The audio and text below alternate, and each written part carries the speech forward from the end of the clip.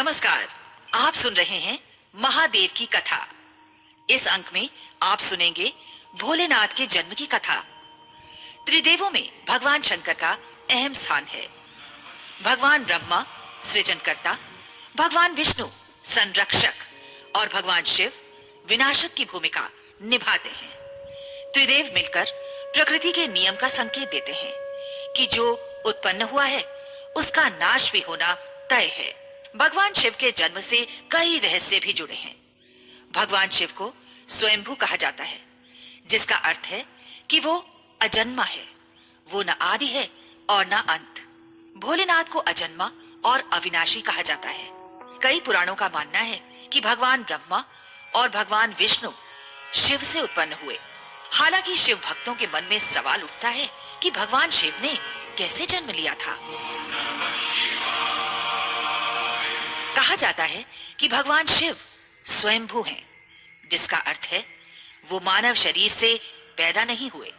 जब कुछ नहीं था तो भगवान शिव थे और सब कुछ नष्ट हो जाने के बाद भी उनका अस्तित्व रहेगा।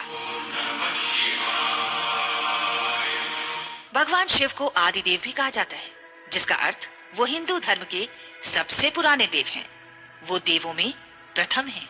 हालांकि भगवान शिव के जन्म के संबंध में एक कहानी प्रचलित है। भगवान ब्रह्मा और भगवान विष्णु के बीच एक बार बहस हो गई। दोनों खुद को सर्वश्रेष्ठ साबित करना चाह रहे थे। तभी एक रहस्यमयी खंबा दिखाई दिया। खंबे का ओर छोर दिखलाई नहीं पड़ता था। भगवान ब्रह्मा और विष्णु को एक आवाज सुनाई दी और उन्हें एक दूसरे से मुकाबला करने की चुनौती दी गई। उन्हें खंबे का पहला और आखिरी छोर ढूंढने के लिए कहा गया। भगवान ब्रह्मा ने तुरंत एक पक्षी का रूप धारण कर लिया और खंबे के ऊपरी हिस्से की खोज करने निकल पड़े। दूसरी तरफ भगवान विष्णु ने वराह का रूप धारण कर लिया और खंबे के आखिरी छोर को ढूंढने निकल पड़े। दोनों ने बहुत प्रयास किए, लेकिन असफल रहे।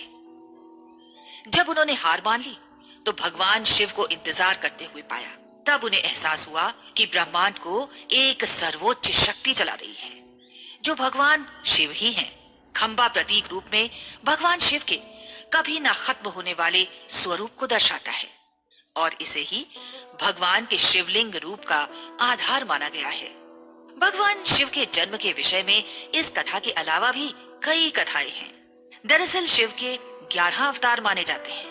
इन अवतारों की कथाओं में रुद्र अवतार की कथा काफी प्रचलित है। कूर्म पुराण के मुताबिक जब सृष्टि को उत्पन्न करने में ब्रह्मा जी को कठिनाई होने लगी तो वो रोने लगे। ब्रह्मा जी के आंसुओं से भूत प्रेतों का जन्म हुआ और मुख से रुद्र उत्पन्न हुए। रुद्र भगवान शिव के अंश और भूत प्रेत उनके गण यानी सेवक माने जाते हैं। शिव पुराण के अनुसार एक बार जब भगवान शिव अपने टखने पर अमृत मल रहे थे, तब उससे भगवान विष्णु पैदा हुए। जबकि विष्णु पुराण के अनुसार शिव भगवान विष्णु के माथे के तेज से उत्पन्न हुए बताए गए हैं। एक अन्य पुराण के अनुसार एक बार ऋषियों मुनियों में जिज्ञासा जागी कि आखिर भगवान शंकर के पिता कौन हैं? ये सवाल उन्होंने शंकर जी से पूछ लिया कि हे महादेव, आप सबके जन्मदाता हैं, लेकिन आपका जन्मदाता कौन है? आपके माता पिता का नाम क्या है? इस प्रश्न का उत्तर देते हुए भगवान शिव ने कहा, हे मुनिवर, मेरे जन्मदाता भगवान ब्रह्मा हैं। मुझे इस सृष्टि का निर्माण करने वाले भगवान ब्रह्मा ने जन्म दिया है। इसके बाद ऋषियों ने एक बार फिर भगवान शंकर से पूछा कि यदि वो आपके पिता हैं तो आपके दादा कौन हुए? तब शिव ने उत्तर देते हुए कहा कि इस सृष्टि का पालन करने वाले भगवान श्री हरि अर्थात भगवान विष्णु ही मेरे दादाजी हैं।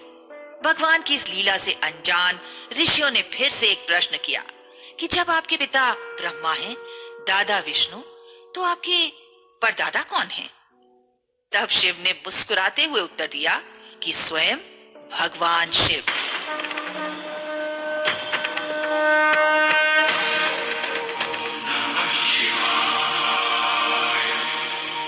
ये थी भगवान शिव के जन्म की कथा।